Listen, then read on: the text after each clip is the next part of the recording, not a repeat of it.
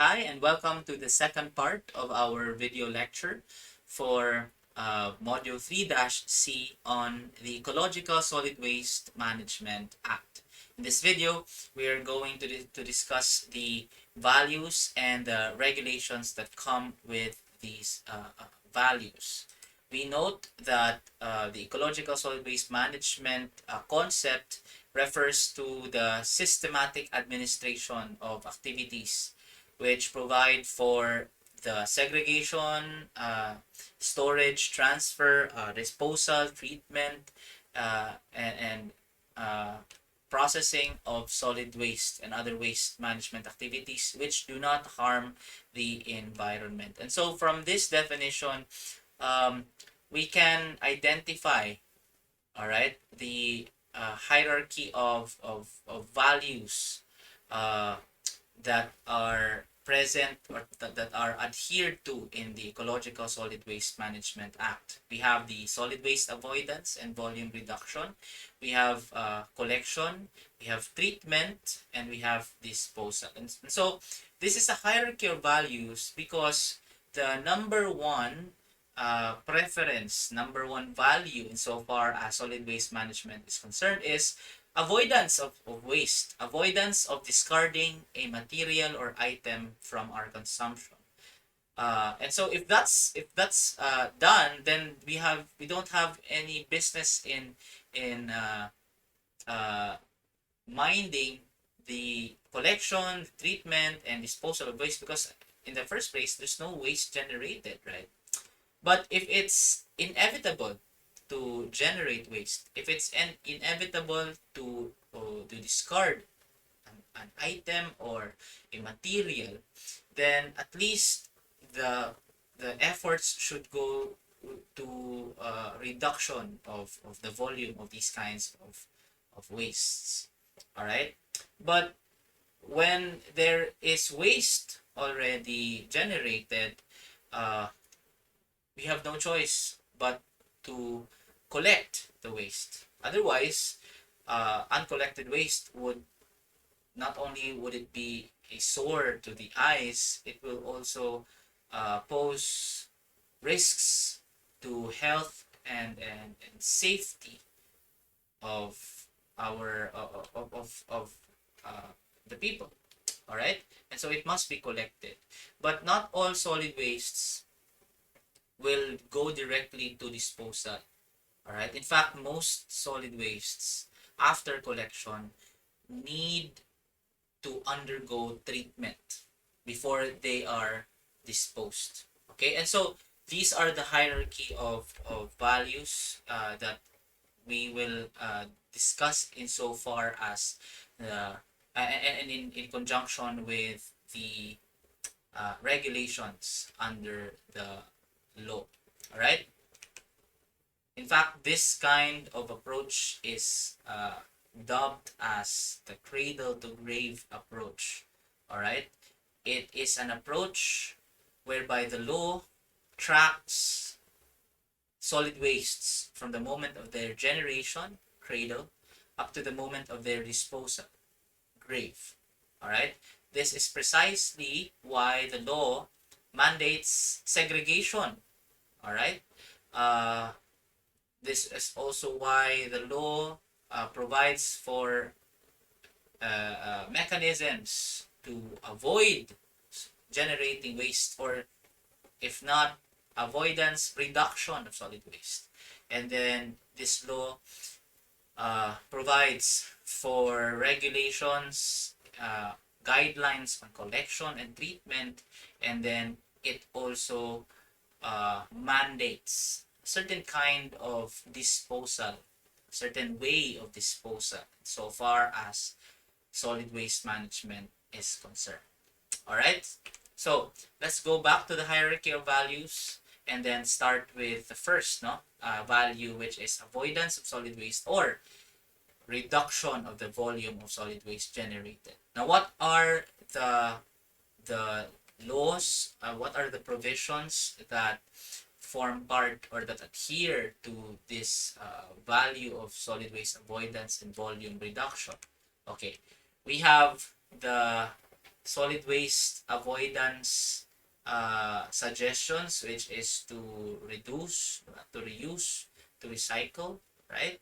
Or if we do composting, right? In these kinds of efforts, by promoting these kinds of efforts, the law uh, seeks to avoid altogether discarded materials, discarded food, all right, and convert it to something useful, and therefore there's no waste. Or if it's inevitable to discard them, at least we uh, reduce the volume by reusing, by recycling, by upcycling, diba? That's a new trend right now insofar as solid wastes are concerned.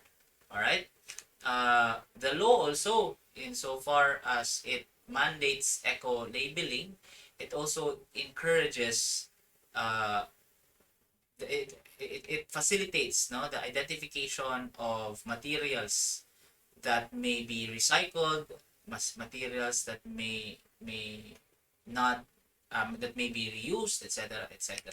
All right. Section 27 states that the DTI will formulate and implement a coding system for packaging materials to facilitate waste recycling and reuse. No? And so this one, although delegated by by the law to the DTI, this one encourages or informs the public, okay, through that coding system in the implemented in the packaging materials and products, whether this material may be recycled, may be reused, etc., etc. Right? There's also efforts in reclaiming waste or buyback the wastes that may be recycled. Right? Uh, Mostly before this law, it was this kind of effort, this kind of initiative was somehow private in nature, but by virtue of Section 28 of this law, there's already an imprimatur for the LGUs, no, to establish and implement deposit or reclamation programs for solid waste, especially for those solid wastes which are recyclable. Okay, recyclable and may be subject of buyback, may be subject of reclamation. Okay, uh, and of course, under the law, there's also this provision which prohibits non-environmentally acceptable products. All right, as defined under the implementing rules and regulations, non-environmentally acceptable products or packaging are those products or packaging that are unsafe in production, unsafe in use, unsafe in post-consumer use, or that produce or release harmful products. These products are identified by government agencies, and so when these are identified, then they will be prohibited from circulation in our market. Okay. All right. In fact, the law states that no person owning, operating, or conducting a commercial establishment in the country shall sell or convey at retail or possess with the intent to sell or convey at retail any products that are placed, wrapped, or packaged in or on packaging which is not environmentally acceptable packaging. Again, these provisions are geared towards prohibiting manufacturers or businessmen, operators of commercial establishments from being from being the cause or being the agents of the circulation of these kinds of products, which are already considered as environmentally and non-environmentally acceptable products or non-environmentally acceptable packaging. And so when these packaging or products are so identified, then they are prohibited to be sold, prohibited to be possessed with intent to sell, prohibited to convey at retail these products. All right. Uh, uh, that are declared as not environmentally acceptable. Okay? In fact, any person who is a manufacturer or broker or warehouse operator shall, within the country, shall file a report with a concerned local government unit within 1 year from the effectivity, and annually there shall be a reportorial requirement that would inform the local government unit about the listing of any product in packaging which is not environmentally acceptable. Okay. uh, of course, a violation of the section of this provision of the law will be sufficient grounds for the revocation, suspension, denial, or non-renewal of any license for the establishment. Again, this provision of law is for the purpose of prohibiting, of discouraging the circulation of these kinds of products in our Philippine market. Okay. Of course, segregation. All right. When it's inevitable to generate waste, at least the law requires that these generated wastes must be segregated. All right. Segregation refers to separation of these discarded materials. All right. Uh, and they are separated based on the classifications advised to us, and we know them. The most common uh, separation or segregation segments are biodegradable, malata, non-biodegradable, dili malata, and recyclable. No? All right. Now, here, under Section 22 of this law, segregation is mandatory. Okay? And segregations shall observe minimum standards and requirements. Okay? Such as, number one, there shall be a separate container for each type of waste from all sources. Now, this is self-explanatory. Segregation implies separation, and so in order for wastes to be separated, there shall be separate waste container for each type. All right. Now, the solid waste container, depending on the use, shall be properly marked or identified. It's no use to have separate containers when the people using them cannot distinguish them from one another, cannot know where to put their discarded materials, discarded items. And so there must be proper marking of these containers, such as recyclable, compostable, non-recyclable, special waste, or any other classification as may be determined by the commission. All right. Okay. Now, those are the regulations of law that pertain to the value of solid waste avoidance and volume reduction. Okay.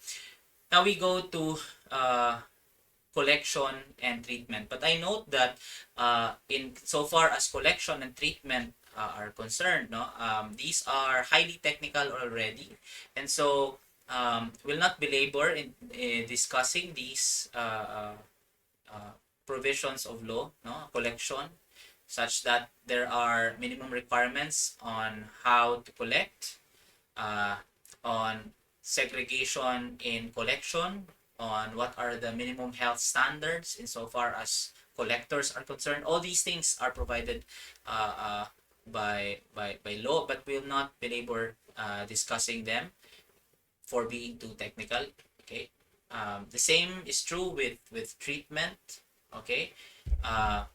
Treatment would entail a more or less scientific discussion, an in-depth discussion at that. So, and technical discussion of these kinds of treatments, no, physical, biological, thermal, etc., etc. And so, we'll just note that there are also provisions of law that pertain to collection and treatment. All right. So let's go straight to disposal. Okay. Now, when all are said and done, okay, uh, generated waste must be disposed.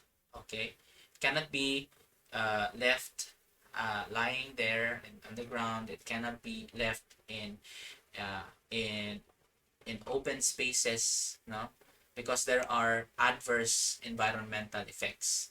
Okay, and so disposal is a very important value where there are very important provisions of law.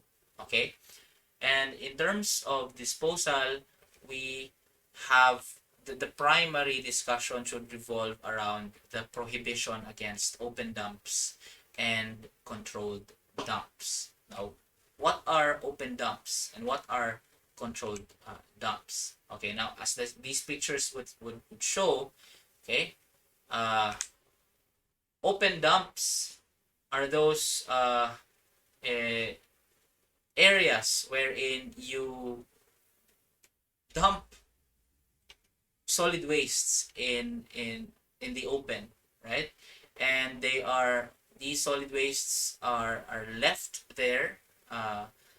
These the wastes that are dumped there are left to degrade, for example, um, and the nature is called on to do its part, right? However, uh, that's that's a problematic way of disposing solid waste, because there are byproducts, there are effects insofar when solid wastes are left in the open to degrade, left in the open to uh, to rot, no, and so open dumps are prohibited. Okay, they are prohibited because of the reasons that we will discuss later on. Okay, uh, and so absolute no open dumps. Okay, but there is also what we call as controlled dumps. No, these are open dumps, but the wastes that are allowed to go in these kinds of dumps are controlled, hence the term controlled dumps. Now, according to this provision of law, all right, within 3 years from the effectivity of the act, all open dumps should be converted into controlled dumps. That means the operation of open dumps, okay, must be controlled. The kinds of waste that go into these existing open dumps must be controlled. Okay. However, within 5 years from the effectivity of the act, even controlled dumps will not be allowed to operate. Okay? Even controlled dumps will be prohibited. Okay? And so when open dumps are prohibited, and even now controlled dumps are prohibited, what then is the allowable mode of disposal?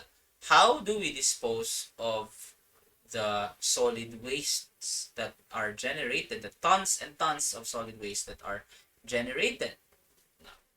The law provides that the preferred waste disposal method is through a sanitary landfill. Okay. Now, it's a sanitary landfill. Now, what's a sanitary landfill? It would look like this. Okay. Wherein you have a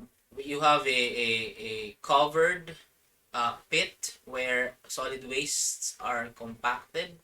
Okay. But not only that, uh, all those byproducts that I've mentioned, all those effects that I've mentioned, that come from the degradation of solid waste must also be observed, must also be addressed. Okay, such that there are minimum criteria for citing a landfill. Okay, now unlike open dumps where you just need an open area and then dump the solid wastes, the site for sanitary landfill must be carefully identified, bearing in mind the minimum criteria for siting a landfill. First, the site must be accessible, of course. Second, the site must be located in an area where the location of the landfill, I mean the operation of the landfill, will not detrimentally affect environmentally sensitive resources such as aquifer, groundwater, or watershed. Okay, the site should be large enough to accommodate the community's wastes for a period of 5 years. All right, and there should be separate containment area for household hazardous wastes. Okay, now there must be compliance with these minimum criteria, okay, of a sanitary landfill.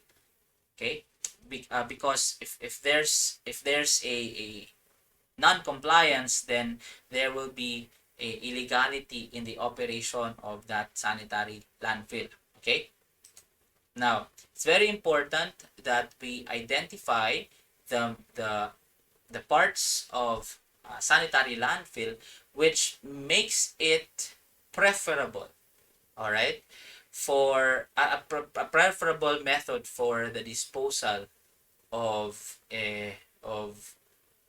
solid waste, no, it's preferred over the open dumps. Okay, now we have to point out here again, as I said, measures the concerns on solid waste does not just do not just uh, involve land pollution or pollution on land, because solid wastes, when they decompose, when they disintegrate, okay, they produce byproducts, they produce materials which, if not controlled, if not addressed, would affect not only the land resources but also air resources and the water resources below the land. No, I'm talking about first the methane gas that's produced in produced by the decomposition of solid waste. No, if you've seen videos or footages of open dumps of Smoky Mountain, for example, you will see areas on fire, right? And that's not because people are setting fire garbage there to, let's say, use for cooking, use for warmth. No, these, more often than not, these fires are ignited because of methane emissions coming from the solid waste decomposition. Okay, and so in an open dump, there's no control whatsoever insofar as the methane gas produced from the decomposition of the solid waste is concerned. All right, that makes an open dump or even a controlled dump harmful to the air resources, if not to the climate, because methane is a greenhouse gas and it will contribute to global warming, right? But more importantly, methane is a hazardous gas. It is something that will alter. It's something that will, it's a discharge to the atmospheric air that will have adverse effects to the quality of our atmospheric air, and it will injure the utilization of our atmospheric air. In short, it can cause air pollution. And so, in an open dump, because it's covered, then the methane gas are controlled. No, the methane gas is not released into the atmospheric air directly. However, there must be consideration that the methane gas inside the compacted solid waste must be retrieved. Otherwise, you're making a bomb inside that. No, you're compressing too much methane in the area, and so a sanitary landfill must have a methane gas recovery system. Okay, as you can see here, right? All the methane gas that's produced by the decomposition of the compacted solid waste here, it's recovered, no, through this facility, and there's energy, there's use from the methane gas there. Okay, of course, the layers and layers of covering, no, are placed in order to contain this methane gas here. Okay, that's for the concern in the atmospheric air. But of course, solid waste, when they decompose, when they disintegrate, they also result into liquid waste called leachates. Okay, so now in an open dump or a controlled dump, because there are no provisions that would support, that would protect the underground water or the groundwater by the decomposition of the solid waste above, then the groundwater would be vulnerable to contamination, right? Especially that leachates, as they are in liquid form, they can permeate through the pores of the ground of the soil. And so there is a huge risk that these leachates, when not controlled, would be able to reach our groundwater reserves.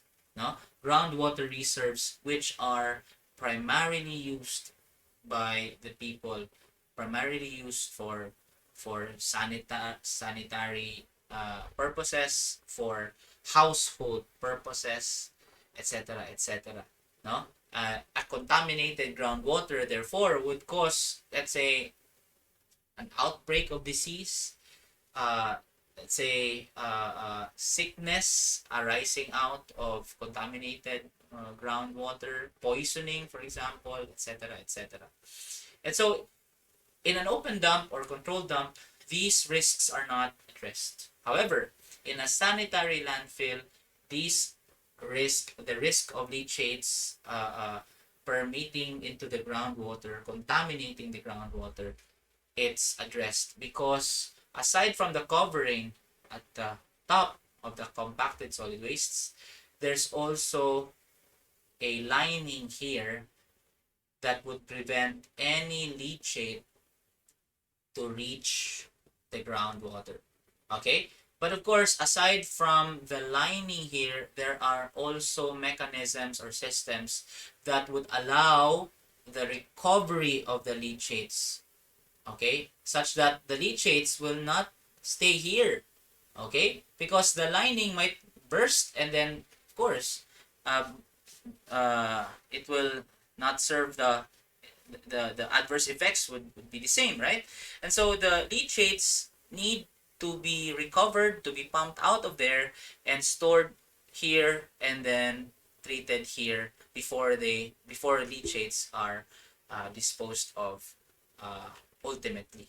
Okay, all these are essential features of a sanitary landfill according to the law, because, okay, these are the criterias or minimum criterias in the establishment of a sanitary landfill. As I said, there must be a liner, no, as I said, which will prevent leachates from contaminating our groundwater. Again, leachates must be collected and treated before ultimately being disposed. Okay, as I said, gas control recovery system must also be present there, in order to control the methane inside the landfill. Okay, and then there must be groundwater monitoring well system, just to uh, periodically update the information, and periodically monitor that there's no leak in the liners. No? Of course, there should be a cover. Okay, which discover uh, separates sanitary landfill from an open or even a controlled dump. And then when this is full already, there should be proper closure procedure. And after closure, there must also be post-closure care procedure. Okay? In order to continuously monitor the not only the mechanisms but also the resources that are involved. Okay? Okay. Now we go to administrative sanctions. Just a quick discussion on administrative discussions. I mean administrative sanctions, because under this law there is a provision which imposes administrative liability on those local I mean local government officials or officials of government agencies who fail to comply with and enforce the rules and regulations promulgated under this law. Okay, note that here the liability is administrative, and so their liability would be uh, attached to their position, to their uh, uh, position and their tenure. For example, they may be suspended, they may be uh, removed, etc., etc., depending on the gravity of their non-compliance with the law. Right? There will be administrative liabilities. Right? So here ends our video lecture for module 3-C. Next would be module 4 on the pollution adjudication board. All right. Thank you for your attention and thank you for viewing our video lectures, and see you in the next module.